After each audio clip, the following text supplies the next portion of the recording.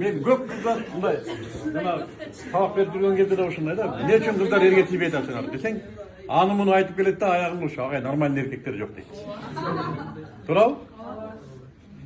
Анан залда эркектер отурат да. Анан мен атай эркектердин жинне тийип айтам да.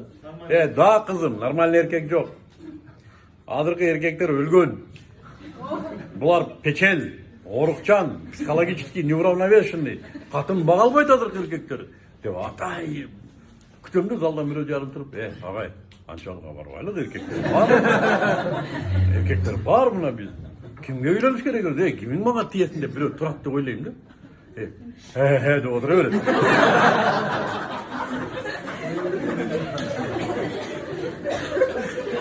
İşe benziyor buna dalil.